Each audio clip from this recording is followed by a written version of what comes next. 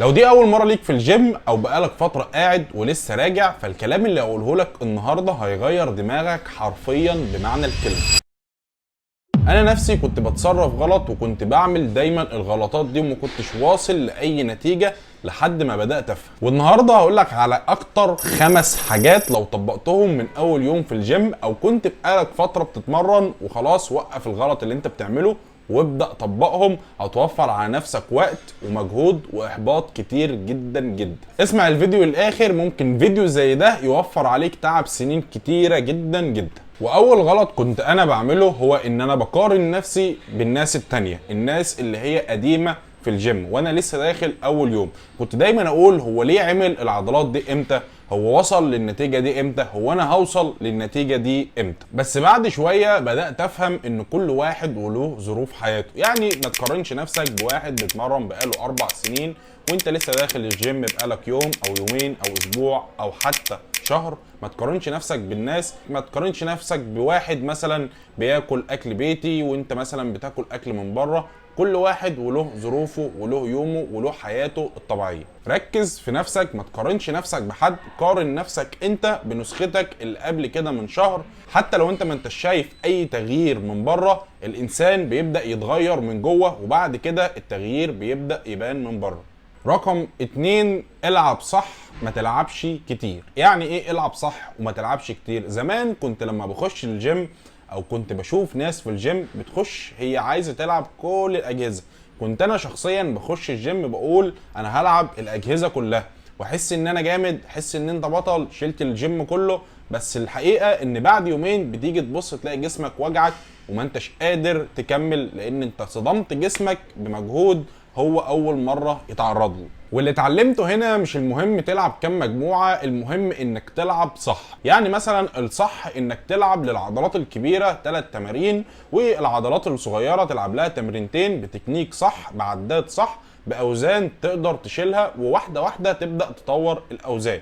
ما تقارنش نفسك بحد وما تشيلش وزن زي حد علشان ما تتصابش وتقعد في البيت وما تكملش. رقم 3، لازم تفهم ان الاكل 70%. يعني ايه الاكل 70%؟ يعني ممكن تكون بتتمرن صح وشايل اوزان صح وبتعمل كل حاجه صح، بس بتاكل سكريات، بتاكل اكل من بره، ما انتش مظبط اكلك، فبتيجي تبص ما بتلاقيش اي نتيجه. جسمك عامل زي العربيه بالظبط، عربيه السباق، محتاج بنزين نظيف علشان يجري، والبنزين النظيف ده هو الاكل. يعني مثلا عندك مصادر البروتين، عندك صدور الفراخ، الجبنه القريش، البيض، كل الكلام ده بروتين ممكن تعتمد عليه. وبرضه ما تنساش الكربوهيدرات زي البطاطا، البطاطس، الارز، كل الكلام ده من الكربوهيدرات. الاكل ده كله نظيف ممكن تعتمد عليه انك تبني عضلات نظيفه. رقم 4، التمرين مش عذاب. ما تحسسش نفسك انك نازل الجيم تتعذب، لا، لازم تحس ان التمرين ده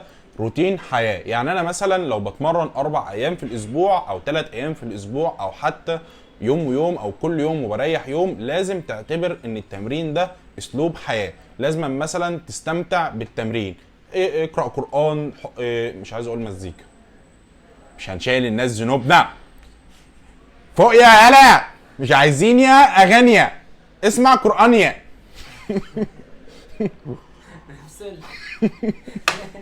فحاول تستمتع بالتمرين بتاعك، حاول تسمع قرآن، تروح مع صاحبك اللي بتحبه علشان تقضوا تمرينة حلوة مع بعض. فحاول تستمتع بالتمرين. هتيجي مثلا عندك يوم في تمرينة انت مش حاببها، اخدع عقلك. يعني ايه اخدع عقلك؟ يعني ابدأ قول انا هلعب مجموعة واحدة بس او مجموعتين. بيبدأ عقلك يتأقلم مع التمرين، بتبدأ واحدة واحدة تحس انك دخلت في المود، وفجأة هتلاقيك كملت التمرين من غير ما تحس. استمتع بالتمرين. رقم 5، اي حد يقدر ينزل الجيم بس القليل اللي يقدر يلتزم. حاول تلتزم على قد ما يقدر. اللي بيكسب بجد اللي بينزل الجيم هو اللي بيلتزم. اللي بيلتزم بيشوف نتيجة على المدى البعيد احسن ما تضغط نفسك على المدى القصير وما تشوفش اي نتيجة. التزم حتى لو 30%، هتيجي في فترة طويلة هتلاقيك عامل مجهود حلو قوي قوي قوي.